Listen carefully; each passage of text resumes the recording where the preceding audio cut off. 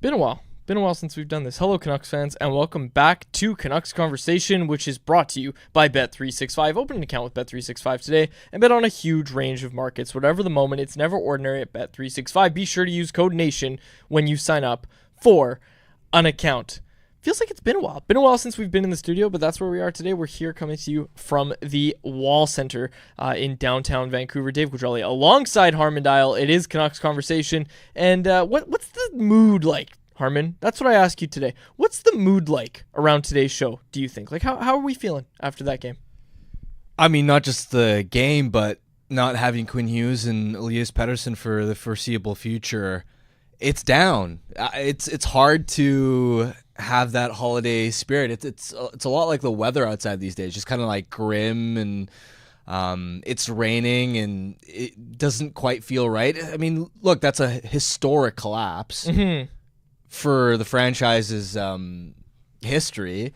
Like, what reason would there be for the vibes to be positive and upbeat? Not saying that they're doomed, but there's reason for worry in this market right now. There is reason for worry. You asked me what reason there'd be for high vibes. I don't really have an answer, unfortunately. Usually I can always come up with one. I was expecting like some cheesy Yeah, no, not today. transition. You got nothing? No, I don't know. Like, I can't even say the weather. That's when you know things are really off, is when the always optimistic quads, the biggest homer I know, it doesn't have a positive. Let's see if the chat has a positive. I'm not sure they will, but no matter what you have to say, well, not technically. If you have something to say that you want on the screen, hit us with a super chat. Our super chat charity partner this season is the BC Mental Health Foundation. You want to make sure your question or comment gets on the show, hit us with a super chat. Proceeds from our super chat will go to the BC Mental Health Foundation, changing the face of mental health and addiction by supporting breakthroughs in care, public understanding, research, and knowledge exchange. Okay, Harm, let's start with the collapse. The collapse to the Seattle Kraken on Sunday afternoon, just under 24 hours ago from when we're recording this right now, here on Monday, December 30th. Not a great game for the Canucks at the end, but a decent game. The kind of low-event hockey, the kind of don't give them anything, especially in the third period. The brand of hockey that they're going to need to win games with Quinn Hughes out of the lineup, and that's going to be something we touch on later. But ultimately, like, I didn't think they were great for 55 minutes, but they were good enough for 55 minutes. They played the style of hockey. Look, here's the thing, Harm. With Quinn Hughes out, and I'm going to harp on this later, but with Quinn Hughes out, this team all season, when Quinn Hughes isn't on the ice, they don't win their matchups. They're not going to win their matchups when Quinn Hughes, from a shot production point of view, they're not going to win their matchups when Quinn Hughes isn't on the ice. They haven't all season, so why would that change now when they have no Hughes minutes? They have to work around that. They have to play this low event, grind it down hockey, hope that the power play comes through. And look, the Canucks are Team Latvia right now, in a way. In a way, the Canucks are Team Latvia. There's my take of the day. We got a super chat from Blue Line Bar Down. He said, Hughes, Pettersson, Hronek out 4 weeks. Forgot Hronek as well. We're going to talk about all of that. Thank you for the super chat, Blue Line Bar Down. But yes, this game against the Kraken, I thought it was a pretty good example of what they're going to have to do to win games without Quinn Hughes. So the fact that they lost it, especially in the fashion that they lost it to a team as bad as the Kraken, that's what's setting off the alarm bells. 100%, especially if you zoom in on that third period. A lot of people, if they didn't watch the game, will look at, they blew a 4-1 lead in the third period and think, the entire third period was a mess. But actually, for the first 17 or 18 minutes of that third period, I thought that was a defensive clinic as far as how you manage a lead. Yes. They were spending more time in the offensive zone than Seattle was. They were controlling the puck. They had all the possession. They were applying up-ice pressure with their forecheck. I don't know if the Kraken manufactured a single dangerous shift or a single bona fide scoring chance for the first 17 or 18 minutes of the third period. They didn't. Because the Jaden Schwartz goal, which brought them to within 2, that was a shot from below the goal line. That's not a scoring chance. That's just a goal that Demko shouldn't have allowed. So to one have off Julesen's butt? Not that one. Not the one off Julesen's rear. Is that what you're talking about? I'm talking about the Schwartz, the shot from below the goal line. Okay. Yeah, that's the one that went off Julesen, isn't it? Oh, did it? Yeah. And post-game, Rick Tocchet was talking about Juulsen's got to box out. He can't be standing in the crease. True, yeah. Fair point. I didn't catch that on the replay. No, that's okay. But anyway, that's not like a real scoring chance in my opinion. It's a scoring chance because Noah Juulsen's on the ice, which seems to be a theme right now, Harman. Let's talk about the defense because obviously we know without Quinn Hughes that it's going to be a slog for this team, but I liked Carson Soucy's game. Carson Hughesy, I don't know if we have the goal, Jacob, technical producer Jacob Bazar, but Carson Hughesy, that's what I came up with. It was a hit in the press box. Daniel Wagner really liked it, was a little upset that I beat him to that one. But Carson Hughesy, that's what I was calling him because of that pass that he made to Brock Besser where he holds onto the puck, snaps it across to Brock Besser. Like, those are the kind of plays that we didn't think you'd be getting without Quinn Hughes in this lineup. But Carson Hughesy, he had a good game. Like, Carson Soucy had a good game, I thought. I thought Eric Brandstrom did as well. Yep. He was composed defensively. He showed much needed sort of mobility with the puck, and not just Soucy's pass there, but on both of Besser's goals, the passing leading up to the scoring chances was a huge reason why Besser was able to convert. Not just the Soucy pass, but in the lead up to that, JT Miller had the puck in the neutral zone. His saucer pass for the entry to Danton Heinen was super slick. Heinen, patient play to curl up and find Soucy. And then Soucy, I mean, everybody in the world thought he was shooting from that spot. Yep. And to thread a perfect east-west pass. That was brilliant. And then Besser's power play goal as well. JT Miller finding the seam across, which has sometimes been an issue for the power play, is making those east-west passes that cause the goaltender to move. He sets up DeBrusk for the initial grade A chance that Grubauer robs, and then it's Besser cleaning up the loose change.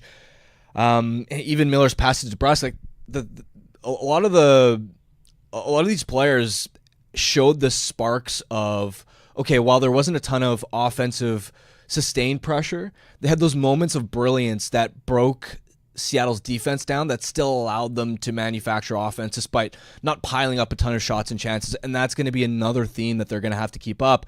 But again, when you score 4 goals without Hughes and Pettersson in the lineup, like, you got to close that out. So let's talk about Thatcher Demko, who I thought up until the end was pretty good. Obviously, he wants the Matty Benier shot back, but yeah, we say that. That's one that Demko has to have. It just has to be in his glove. It has to. And again, I know it's a mistake. It's a mental mistake for the goaltender, but when we talk about Kevin Lankinen and how good he was earlier in the year and games where recently where Kevin Lankinen doesn't steal you a game, like he was doing that earlier in the year where he would come up with the big save, and maybe steal is the wrong word, but just come up with the big save. It felt like Demko was kind of missing the big save in that game, and that's something the Canucks are going to need. He's at an .879 save percentage through 6 games now. You're patient because he needs to try to, he needs to get his feet back under him, and we have no doubt that Thatcher Demko will find it soon, but for the time being, like, to me, still has to be a 50-50 split between him and Lankinen. For sure, and I wonder if this trend continues, and for starters, I'm right with you, it's like the guy hadn't played in months, several months, didn't have a regular training camp, didn't have a preseason to ramp up. It's understandable that he's a little bit rusty, but given that the Canucks don't have this significant margin of lead with a playoff spot right now, if his up and down play continues, I wonder if at a certain point, not that you're going to ride Lankinen and give him 75% of the starts, but I do wonder if you start to experiment with using him as a little bit more of a 1A, considering he has played well this season, and this team needs all the goaltending it can get right now. Yeah, Lefty all around in the chat saying Demko is still rusty. Lankinen would have closed the door in that last game. Karin in the chat said Demko had a really rough game, but that doesn't excuse the last 5 minutes of the third, and that's absolutely 100%. The team in front of them, just they need to play better, but look, you said it. They're not going to score 4 goals every game that Hughes and Pettersson are out. So the games when they score 2, the games that they score 3, they're going to need Demko to not allow the same amount or more goals if they're going to win games. Hot take, I know, but they're going to need more from their goaltender. So Kevin Lankinen, I'd assume, gets the start tomorrow against Calgary. We'll see, though. It wasn't confirmed today. We don't know what's going to happen. I was at practice today. We'll get to some stuff about that. I did want to talk about just Pettersson Hughes because I think since the last time we recorded, we didn't have these timelines. So let's talk about Pettersson. Let's talk about Hughes Pettersson's status was actually updated today by Talkit. It's more of a day-to-day thing now. He was talking about how it's probably about a week or less, which really that's day-to-day. Like if a guy's only out for 1 week, it's not a week-to-week, but Talkit kind of clarified today, saying it's more of a day-to-day thing with Pettersson. And then with Hughes, he said it is week-to-week. Darren Dreger went on to Harrison Price today and reported that he's hearing 3 weeks or less for Quinn Hughes. So that's kind of the timeline that we're going to work with.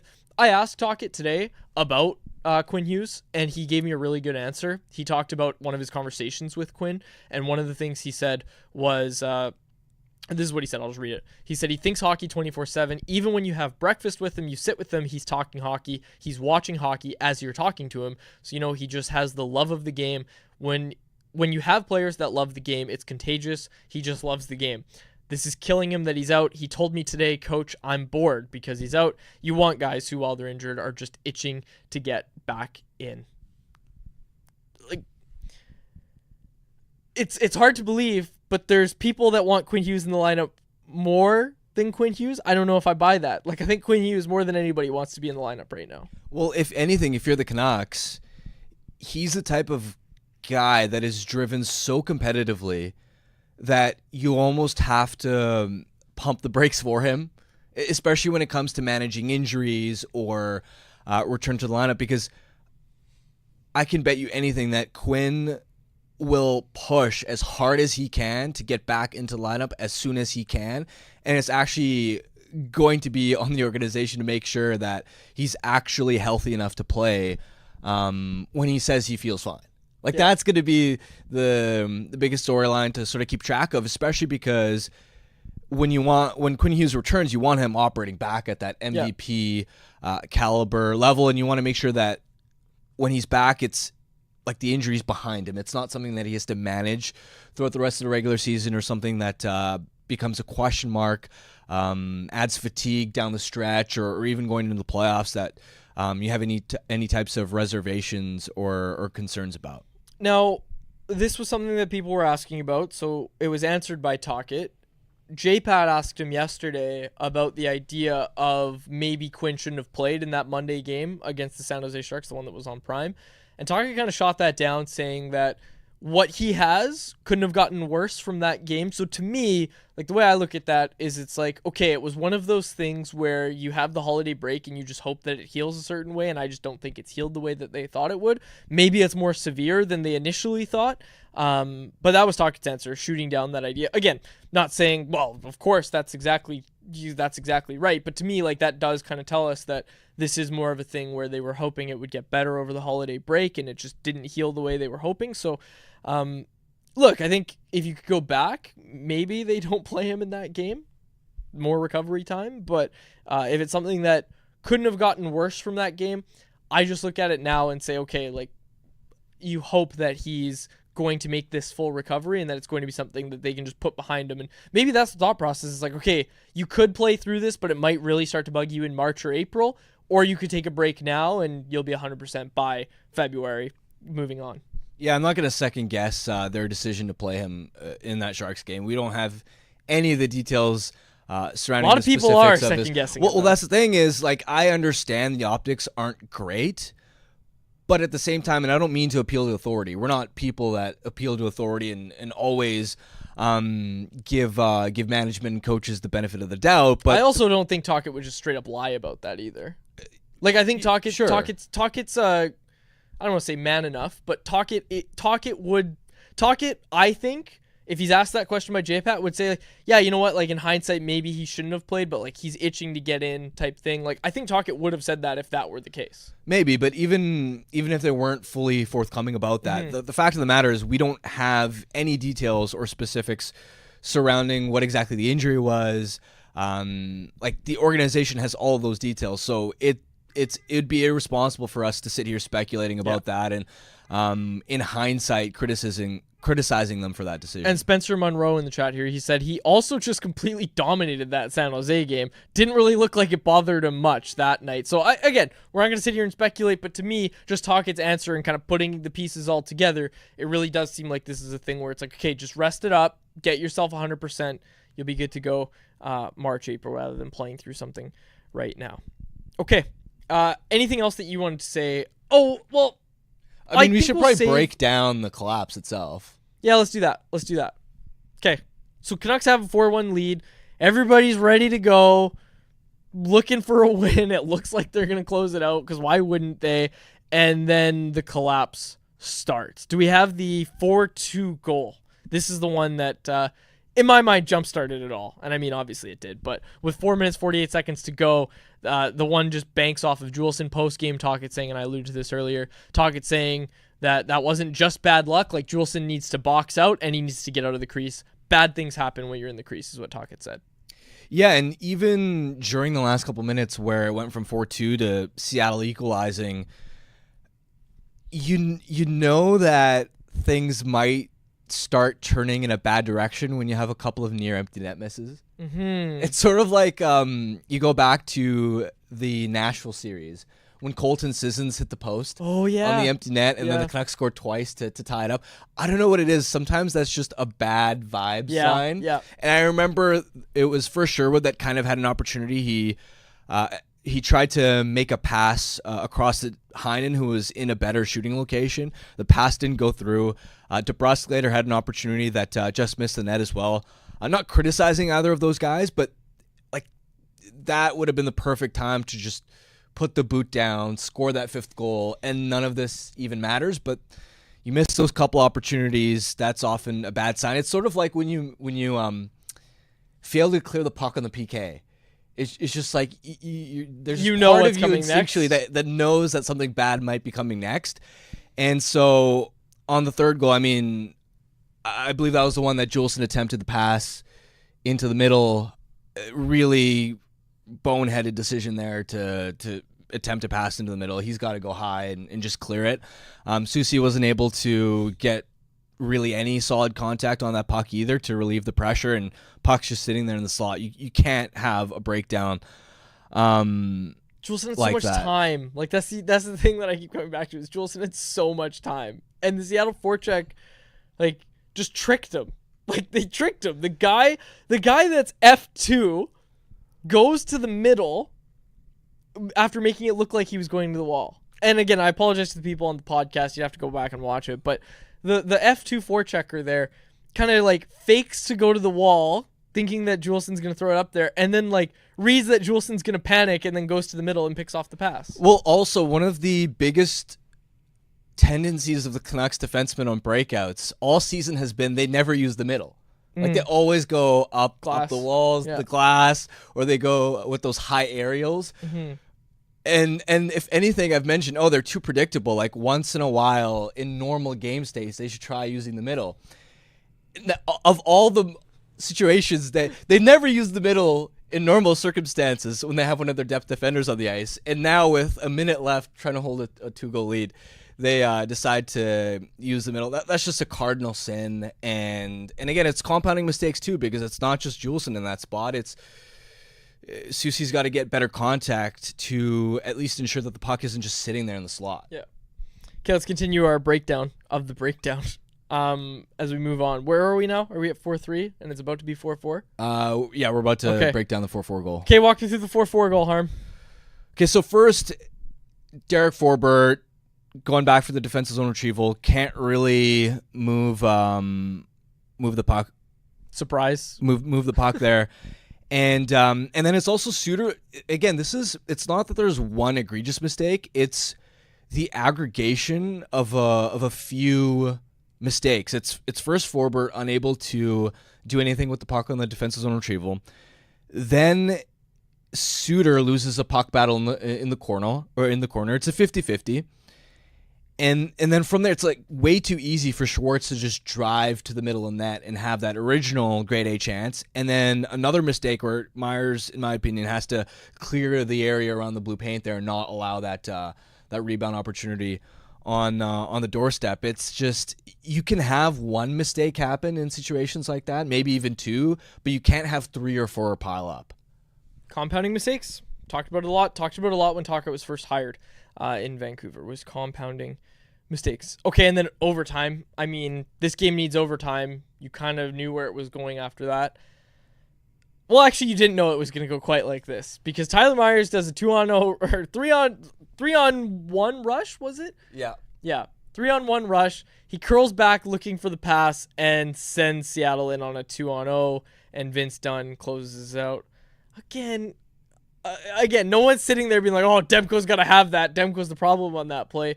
But it's like, those are the big saves that we're talking about where it's like Demko makes the save, sends them back the other way, total momentum shift. Gets through him. It's a tough one to stop, obviously. No one's sitting there and saying this is Demko's fault, but those are the big saves that we're used to seeing from Demko, that we've seen from Lankinen this year, and even in overtime we've seen them from Lankinen as well. Canucks struggles in 3-on-3 overtime continue. No real answers. I think it was I think it might have been Garland and Tocchet that were asked about why this team struggles so much in 3-on-3 OT, and no real answers really. It was just like execution. And hey, maybe that is a real answer. I don't know what the answer is, but this team struggles in 3-on-3 overtime continue. Yeah, and here's the thing. Myers, like process-wise, that was the right idea. It's 3-on-1 rush. He should be attempting that pass into the middle. That should be a grade A chance. It's just his execution was, was way off the mark. Yeah, you gotta look at where you're passing the buck to. Well, I mean, he was sort of spinning as he was making the pass. Like, in my mind, he should have... That wasn't like a blind pass. That... Yeah. Was believe it or not way off the target. And here's the thing: Tyler Myers probably isn't on the ice in 3-on-3 OT if Quinn Hughes is healthy. Yeah. Yep. Like, it's as soon as you allow the game to get to overtime and you don't have Quinn Hughes, you also don't have Elias Pettersson, you're in a really tough spot because the Kraken at least have a decent blue line. Like, they have guys that can skate, move the puck. Dunn, who of course was instrumental there, but also like Riker Evans, Brandon Montour. They've got a lot of good defenseman options for 3-on-3 OT, whereas for the Canucks, you, with Quinn and Hronek out, you don't have anybody available that you can dependably sort of count on, and that burned them there. Okay, anything else on Canucks collapse for Seattle? I mean, we're going to talk about how to replace Hughes. That's coming up in anything else, okay? Yeah, we can transition. So let's get to that. Let's get to anyone else, which is brought to you by our friends over at Greta, a great spot for all games, home and away. We were there for the first viewing party of the season back in October, and we're going to be there for more throughout the season, so make sure you don't miss out. But even if we're not there, you certainly should be. Just minutes from the arena, come by before and after the game or whatever event you're downtown for. With arcade games, weekly drink specials, and the recently updated street food menu, Greta Bar YVR is the place to be. 50 West Cordova Street is the address. Let the games begin. Okay, Harm. Let's talk about the Canucks' path to victory without Quinn Hughes. Quinn Hughes is out week to week, 3 weeks or less, according to Darren Dreger on Sakaris and Price today on Monday. The Canucks' path to victory without Quinn Hughes, which didn't get off to a good start against the Seattle Kraken. They get another chance tomorrow on New Year's Eve against the Calgary Flames. Their path to victory. Let's break it down. Okay, so to set the table, and I don't think I am going to shock anyone with this information, but this team at 5-on-5 is really going to struggle without Quinn Hughes. Like, the pathway for holding the fort down is slim. It is going to be challenging, and it's going to require luck. Because the way to look at it is this: during the Canucks last month with Quinn Hughes in the lineup, so between November 23rd to December 23, even with Quinn Hughes in the lineup, the Canucks ranked 32nd, dead last in the NHL at controlling 5-on-5 shot attempts. They were the NHL's worst team at controlling 5-on-5 play. Scoring chances weren't much better. They are also bottom 5 there. The other bottom five teams in controlling scoring chances in that time frame: Buffalo, Columbus, the Rangers, the Sharks. Not company you want to be in. Not company you want to be in. Now take Quinn Hughes out of that equation. It's going to be ugly. Like, they're going to be outshot and outchanced by wide margins for most of these games, even though the schedule, like, over the next few games, they're not playing the toughest opponents. And it gets tougher, but not yet. So the pathway to win in that type of environment where you're more likely to get shelled at even strength is, first of all, you need your special teams to be on point, which in that Seattle game, I thought the penalty kill was really solid. The power play converted. So and again, this is the frustrating part, is they executed a lot of what they needed to do to win without Quinn in that Seattle game. And of course, didn't walk away with the 2 points, but special teams first and foremost have to be on point. Then you look at goaltending, because if you're going to be outshot and outchanced, you are going to need saves. You're going to need your top shooters to, okay, if they aren't going to have these sustained shifts where they're dominating and spending a lot of time in the offensive zone, you're going to at least need the moments of brilliance where maybe it's an against the grain scoring chance where guy just rips a rocket and beats a goalie with a shot that he just can't realistically stop.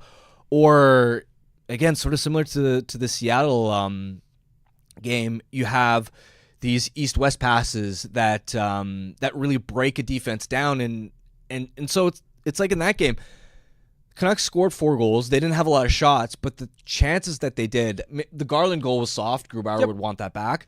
But other than that, when you look at the couple goals that Besser had, for example, the DeBrusque tally, those were like 10 out of 10 scoring chances in terms of quality. You're going to need to find those pockets of just completely breaking a defense down, even if your overall shot and overall chance totals aren't too high. You're going to need to play that grinded down game, and you just mentioned it. They played this game plan that we're kind of laying out here. They played it against Seattle. They played the grinded down low event hockey, and you mentioned the non-Hughes minutes. We've talked about that a lot this year. The time on ice, when Quinn Hughes isn't on the ice, is legitimately a big problem for this team. Now, for the next few weeks, like, those are all non-Hughes minutes. And the other aspect of it all, I know the big focus on Quinn Hughes as it should be, but there is one forward who has kept, or one center, I should say, one center who has kept his head above water without Quinn Hughes in terms of matchups and in terms of, winning your battles. One forward or one center who has done that this season, that's Elias Pettersson, who is also out with an injury. So that kind of complicates things as well and makes this an even tougher blow for the Canucks to manage without Quinn Hughes in the lineup. Yeah, the other thing that you're going to need is Eric Brandstrom to really step up. And when you look at that Seattle game, he, first of all, led all the defense, or not even just all the defensemen, all the players in 5-on-5 minutes, nearly 17 minutes at that game state, and he played well. The Canucks outshot the Kraken 10-4 in those minutes, controlled nearly 70% of expected goals. He was really solid. He was breaking up plays off the rush. I think in the first period, for example, there was a 2-on-1 chance, the Beniers one, where I think, was that the one where Desharnais fell too? Either way, Branson sort of bailed them out with a shot block in that moment, and we'll see the consistency, right? Because when Brandstrom was first called up, he was brilliant for his first stretch of games. There was a bit of a lull during his previous 10 games, and now with the holiday break, hopefully that was a bit of a reset for him. The Seattle game, I'm hopeful that will build confidence for him, because they're going to need his speed. They're going to need his puck moving to help orchestrate some semblance of offense from the back end. Another thing, don't compound mistakes. That's an obvious one. We talk about it all the time. We talked about it earlier on today's show, but don't compound those mistakes. That's what cost you the game against Seattle. There's one. Another one, again, another one that they did and they got. Top line's got to play well. I thought the top line was pretty damn good against Seattle. That Miller, DeBrusque, and Besser trio. They were good. They were good in that game, and you're going to need them to be good, especially against these lesser opponents. When the games ramp up, you're going to need them to be good as well. But when you really need to get these points against teams like Seattle, against teams like Calgary, Nashville, Montreal, you need to get these points. You're going to need those guys to be difference makers, because that's what sets you apart from those teams that I just mentioned, is having those difference makers at the top of your lineup. Not every team has those guys. Well, not just the top line, but I'm also looking at Connor Garland to be a catalyst, because when you look at the last few seasons, or even just this season, among the forwards, I'm not saying he's been their best forward overall, because point production wise, it's not about just the points. When you look at the underlying numbers and just like driving play and being a one person unit who can drive, sort of transport pucks up the ice, win battles, make things happen, elevate your line mates. So far this season, he has been their most effective 5-on-5 play driver, and especially with no Hughes and no Pettersson, they need him to be dictating plays out there and be at the absolute apex of his game, where Garland, it's been a really good season overall for him. I think because he's not an elite player, over the last maybe 10 or 15 games, he hasn't been as dynamic of a play driver. Since late, I'd say December as a whole was a quieter month for Garland from that standpoint. Now, part of that, I think, is because he spent chunks of that with JT Miller, like before the holiday break. And what I noticed when Garland was playing with Miller was, because Miller and Garland are both puck-dominant players, both like to have the puck on their stick, Garland almost had to change his role and be more of like the finding soft ice, and there were sequences where Miller would set Garland up for a prime scoring chance and Garland would finish, and it didn't work because Garland's finishing is arguably his biggest weakness. But now that Garland is on his own line, essentially, with Suter and Höglander, like, he needs to be the driver of that second line. He has the opportunity to be that puck-dominant player again, and they're going to need him to be a consistent force, because he realistically has the potential to be that type of presence. Yeah, absolutely. Okay, folks, make sure you subscribe to the channel. If you're watching this on YouTube, check us out wherever you get your podcast as well. Subscribe to us there. Leave us a nice little review as well. Okay, do you want to get to the chat now? Let's do it. Okay, let's do it. This one we already kind of broke down. Yeah, this one from Let's_go in the chat said, Garland has had a great year, but has looked absent some nights. What can he do to make sure that he is stepping up, not stepping down during PD's absence? I have noticed this, and you just kind of talked about it. Like, you want to see Connor Garland kind of step up and be a guy. He's got an A on his chest now. Step up, be that guy, give them 2 good lines. Connor Garland. Okay. You don't have anything else on Garland, right? Kind of just broke it down. Jesse Puljujarvi on waivers. We've gotten a few comments about wondering if the Canucks should put in a claim on Jesse Puljujarvi. Your thoughts? Pittsburgh putting him on waivers today. I wouldn't be claiming him personally. I don't think he's quick enough.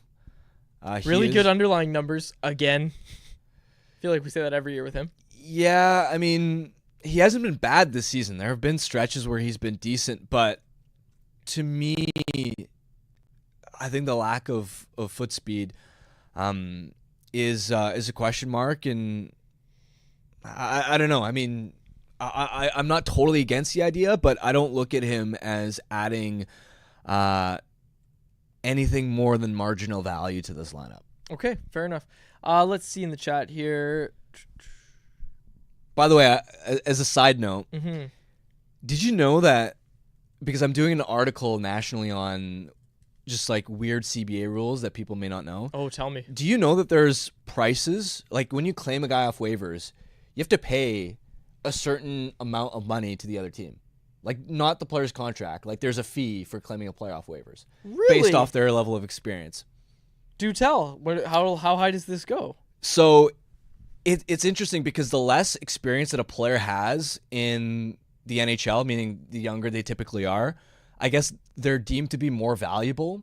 So the higher the fee is. So, for example, if there's a goaltender with less than 2 years of experience, the fee when you claim that guy is $90,000.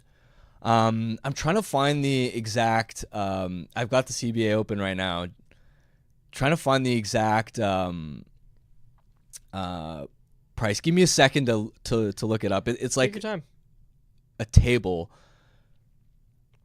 Of course it is. And this is another side note. When a player is put on unconditional waivers, there's a $125 charge for that. It's written on the CBA. I don't know why. Okay, I found it. Okay. I did not know any of this. Did anyone in the chat know if this? there's and here's the thing, like, if you're a 9-year or more vet, the price is only $7,500. But again, if you're, let's say, a forward or defenseman who has 2 years or less of experience, it's almost $70,000 USD.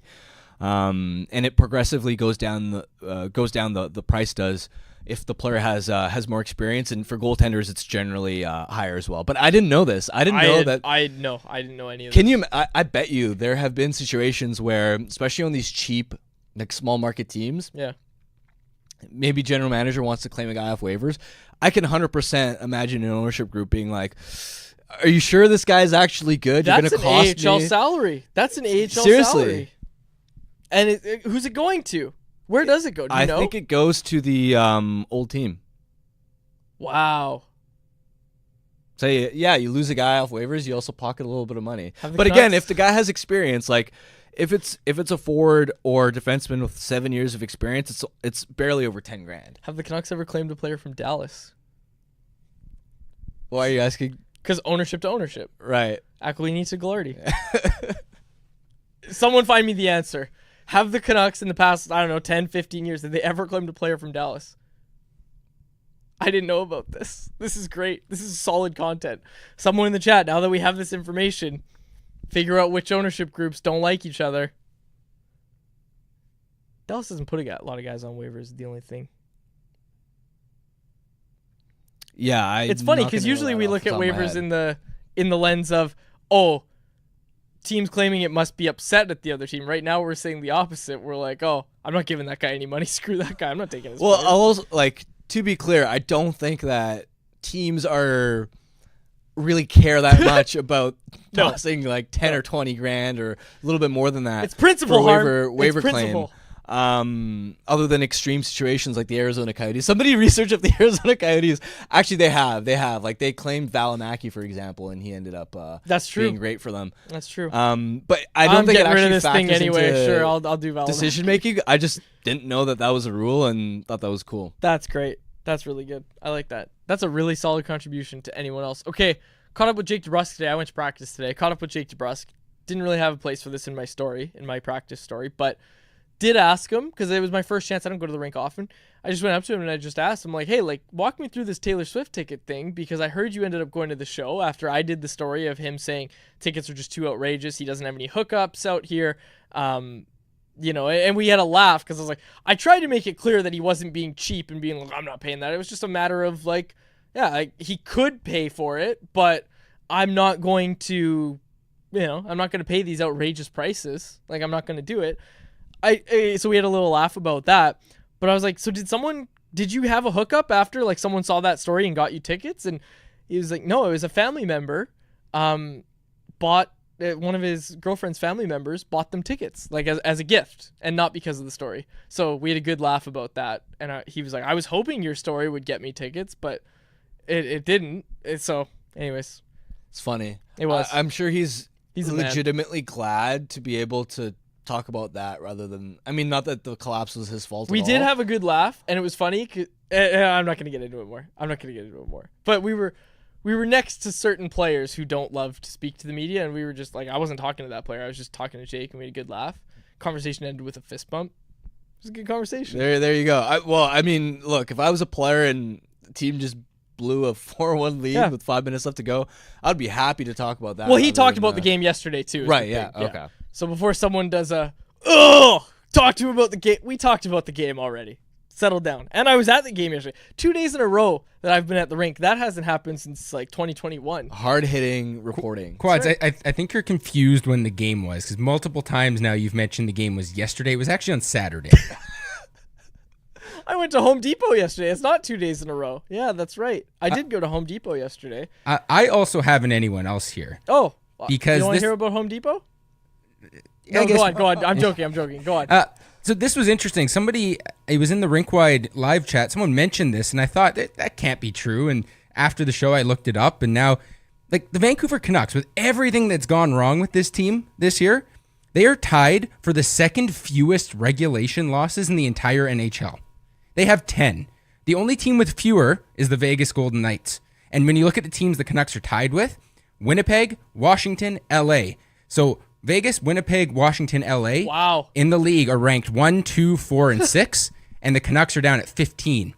Teams with more regulation losses than the Canucks, New Jersey, Minnesota, Edmonton, Tampa, all teams ahead of them in the standings, and the Canucks are one of only 2 teams, and so the bottom 10 teams when it comes to regulation losses this year. So the top 10 really, right? Like the fewest regulation losses. The only 2 teams with a negative goal differential are the Canucks and their opponents tomorrow night, the Calgary Flames. Every other team with fewer than 13 regulation losses has a positive goal differential, and some have positive by a lot. Obviously, Winnipeg's at plus 46, Washington and Tampa at plus 37. So the Canucks, a bit of an outlier with where they're sitting in the standings and still somehow racking up all these overtime losses. But limiting the regulation losses, it's not all doom and gloom right now with the Canucks. That's a great pull, Jacob. And I know we don't put a camera on you, but clip this and put a little headshot of yourself and the speech wavelength thing. Make a clip of that. That was phenomenal. That's a great pull. Yeah, Thank you. honestly hadn't.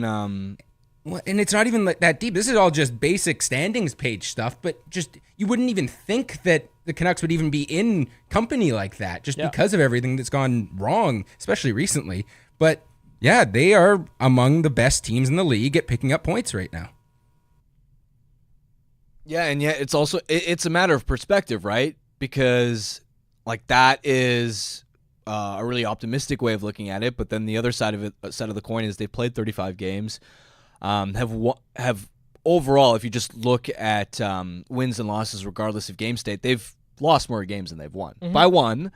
But if we were looking at just pure wins and losses, they are below 500 as a team. So it's crazy how you can live in a world where both those facts are true. Yeah. That's what the NHL does with their, loser point standings, right? You're bound to get situations like this at some point. Okay, let's talk about tomorrow's game. It is tomorrow, right? I'm right. Yes, the Canucks play Calgary tomorrow on New Year's Eve. Let's talk about tomorrow's game against the Wagon Calgary Flames. I don't know. I was talking to you about this before the show, but like with how close the Flames and Canucks are in the standings, and now that we know Quinn Hughes is going to be out for a few weeks, like this game is important. Like the Flames are probably going to be pretty close to the Canucks as we approach February, as we approach March. And I know everybody's waiting for the Flames fall off, and it might happen, but like the Flames don't necessarily have a very tough schedule heading into January when the Canucks do. When the Canucks start getting hard opponents and they're without Quinn Hughes, the Flames schedule is pretty middle of the road. Yeah, it's essentially a 4-point swing, right? You also want to take care of that one because when I look at the Canucks schedule coming up, they've got Calgary, then they've got Seattle and Nashville on a back-to-back, Montreal. Out of those 4 games, to me, they've got to pick up as many points as they can because after that, it really ramps up with Washington. Then you got Carolina and Toronto on a back-to-back, Winnipeg, LA, Edmonton, and if Quinn Hughes is out 3 weeks, there's a chance he may not play in any of those games against those quality sides. So they've got a few games here where you've got winnable opponents before you really hit the meat grinder with some tough, like legit Stanley Cup contenders, and you're going to be potentially without Quinn Hughes. Like you've got to bank as many points as you can coming up here. And when I'm looking at this coming week with Calgary, Seattle, Nashville, minimum 2 out of 3 wins. Yeah. Like you have to. Even with the Thursday and Friday games being a back-to-back, especially because there's not much travel in that back-to-back. You're literally playing in Seattle, and then you're back home for the game against Nashville. So they've got to win 2 of their next 3 in my mind to give them at least some level of cushion. Yeah, and the context of the Flames, and it's not just the Flames, it's Utah as well, is the Canucks didn't take advantage of their chance to bank points at the start of the season when the schedule, and again, they're missing players, we understand all that. Fact of the matter is, this team's in a wildcard spot right now, and they're going to be without Quinn Hughes for the next few weeks. If you don't bank some points, there's nothing to suggest that Calgary's going to fall off a cliff. There's nothing to suggest Utah's going to fall off a cliff. All of a sudden, February rolls around, and you're having to pick up some points just to catch up to those teams. if those teams fall off, sure, maybe you have a chance. But something the Canucks haven't done yet, Harm, that they did a lot last season, and this is what concerns me a little bit. They haven't strung together wins at all this year. They have not been able to go on any sort of heater, and it's going to require, mathematically, one of those heaters to make up for the points that you're not going to get when you face these tough teams with Quinn Hughes out. And that's where I start to worry, is we've talked about what it means to lose Quinn Hughes to this team, and it means that they're not necessarily as good as they are with Quinn Hughes. Hot take, I know, but you're going to have to make up those points, and even with Quinn Hughes, they weren't able to make up that ground. The thing that complicates all this is when they were struggling early in the year, a lot of it was, well, we know they're going to trade for a top 4 defenseman, and when that guy gets here, obviously things are going to get better.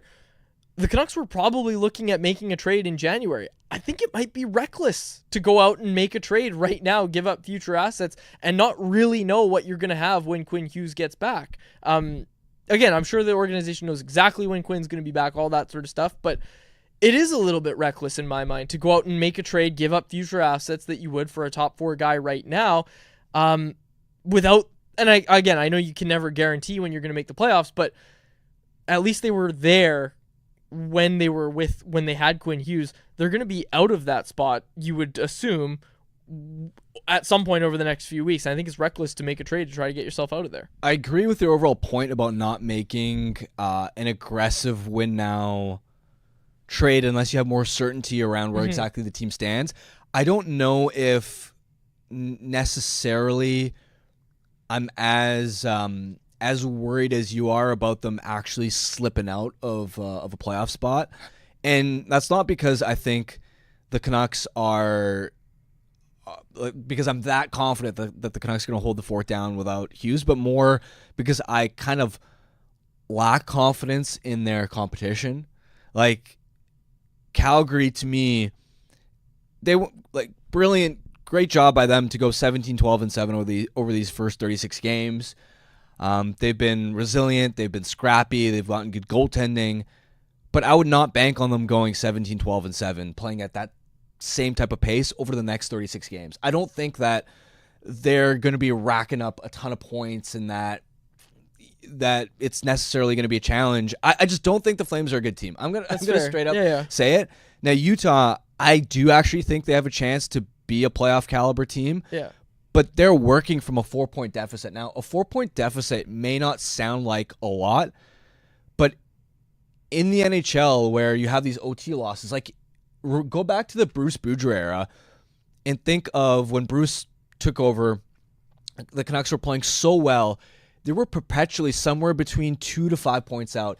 And no matter how many wins it seemed like they racked up, they just couldn't work. They couldn't close the gap. They couldn't close the gap. It's just hard. Like, a 4-point deficit doesn't sound like much. Oh, just 2 wins.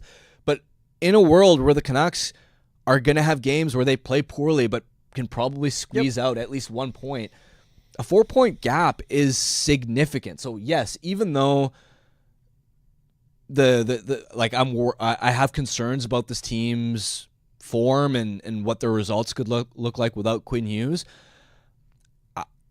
I'm still relatively confident about their playoff chances. It's more the bigger picture conversation of, as you're alluding to, trades and making moves.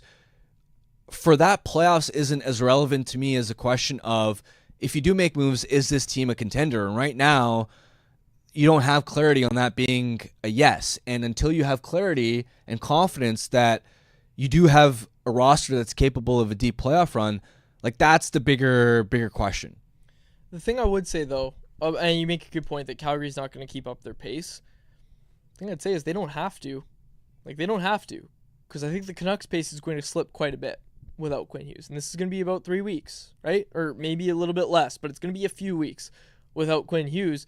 Like, if Calgary just plays like 500 hockey, they could still have a 4-point advantage in the standings over the Canucks by the time Quinn Hughes gets back. And I'm not trying to be alarmist. It's just something that I noticed is like, okay, like, the Flames are right there in the playoff picture, and at some point over this stretch, I think it's safe to say that they're going to pass the Canucks, and the Canucks are going to fall out of a playoff spot.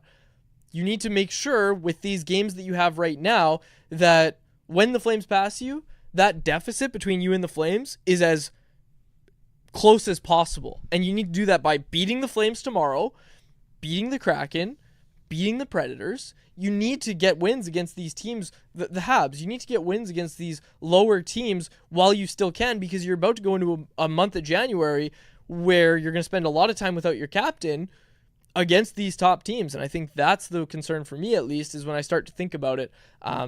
It's just like you got to keep that distance between you and the next team very, very short. For sure. I agree with that overall point. The way of viewing it, and maybe I'm underestimating Calgary, is it's like, ignore everything that's happened in the past so far this season. Mm-hmm. Imagine that you've got the remainder of the season, more than 40 games for every team. If you started a brand new campaign now, and keep in mind that the Canucks have a 1-point advantage and an extra game in hand, who would you bank on to have more points? Just looking at the rosters on paper, over the next 40 plus games, the Calgary Flames or the Vancouver Canucks, purely looking at the rosters, even with Quinn out for 3 weeks potentially, you ask anybody around the league, it would be, it'd be the Canucks. The Canucks, especially when it's, okay, you also have an extra point and an extra game in hand. Mm-hmm. Now, that doesn't mean, like, the games aren't played on paper. We know this. That doesn't mean it's a lock to sort of proceed that way. But when you frame it that way, I still, at least if we're talking about, it's a different conversation if Utah maybe catches fire, because I think Utah is actually a legitimately, like, decent team. But I'm still not too worried about Calgary. Maybe I'm underestimating them, but that's just where I'm at. Someone in the chat's pointing it out, too. If the Canucks didn't have the best defenseman in the league, like, you take the Flames blue line over the Canucks blue line. You certainly take the Flames blue line right now over the Canucks blue line. Like, no doubt, obviously, without Hughes. But with Hughes, obviously, the Canucks have the edge because he's the best defenseman in the league. But, yeah, like, again, I know we do the Wagon Flames bit, but they're not going away. Like, they haven't gone away. We're about to enter 2025, and the Flames still haven't gone away, and that's all I'm saying is just mitigate the losses as much as you can, because this January schedule doesn't get tough for the Flames. It gets tough for the Canucks, and you don't want that gap to be too much to overcome when Hughes gets back. But there's still lots of season left. I saw Filip Hronek today. I also wanted to mention that at practice. Saw him. He didn't practice. I don't know what he was doing. I just saw him in the locker room. But he was wearing, like, workout gear. So I didn't go over and ask him how he was doing or anything, but Hronek was skating. That was the update we got from Talkit, I think, 2 days ago. My days are all over the place. It's the holiday season. But Hronek, saw him in the dressing room today. Wanted to bring that update as well. Anything else that you wanted to get to, Harm? Nope. All right, let's take a look as we get to our Bet365 bet of the day, which is brought to you by, you guessed it, Bet365. Ooh, Harmon. Panthers are facing the Rangers. They're heavy favorites, so we're not going to go with that. Are the Kraken going to turn this into something? Are the Kraken going to turn that comeback to a rallying point? Do you think so, or are they going to lose to Utah? I don't know, man. You got the vibes, Radar. They're still the underdog. No, you know what? I'm going to go with this because they're not a huge favorite. I'm going to go with the Winnipeg Jets to beat the Nashville Predators. Jets are only minus 130. I think those are favorable odds. Minus 130, money line. Winnipeg Jets, that's what we're going with. Jets, Predators, that's what I'm taking. That was our bet of the day, brought to you by Bet365, a proud partner of Canucks Conversation. Open an account with Bet365 today and bet on a huge range of markets. Whatever the moment is, never ordinary at Bet365. Be sure to use code NATION when you sign up for an account. Must be 19 plus to play. If you choose to play, please play responsibly. And Charlie in the chat pointing out that was 2 days ago that Hronek was skating on the ice, or that Talkie gave that update. Just clarifying it for me. But anyways, I could have done a World Juniors bet because apparently Canada US is even money, and I don't think Canada's winning that. Just don't. Canada's a huge disappointment at the World Juniors this year. They still haven't given up an even strength goal at that tournament yet, though. That goalie Carter George is really good. Yeah. He is really good. I will say this. I also forgot to mention this. Zane Perrick throwing some shade at Hockey Canada. There's not many people that could tell you this, but one of the people who can tell you this is sitting on this couch. I got the notification on my phone that Zed reposted your tweet. Really old tweet of Quinn Hughes walking the blue line. I was like, oh, that's strange. Why? Who's Zed? Didn't think anything of it. And then I see everybody showing that Zane Perrick retweeted a Canucks Army clip. I can tell you that he was waiting with his finger. Like, I was watching the Latvia Canada game.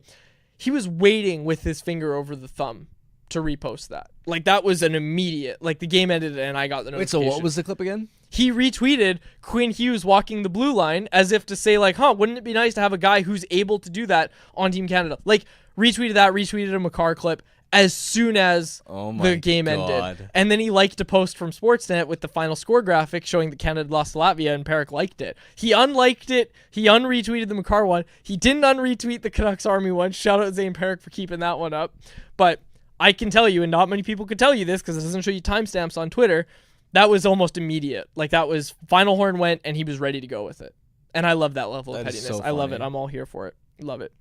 Also, another side note I wanted to mention, if there was a stat for how often each team's defensemen fall without contact while, like, skating backwards and it immediately leading to an odd man rush against, the Canucks would lead the league in that category. Like, twice in that game again. Desharnais, which led to a 2-on-1 in the first period, and then Juleson in the third period. There's a lock. Like, Juleson to fall over. That was one of the games of all time for Noah Juleson. I mean, the way that he just, like, didn't receive that Miller pass, just, like, let it go and then fell over was circus not music. his finest Circus music. hour.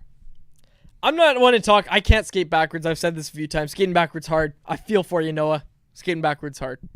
Close it out there.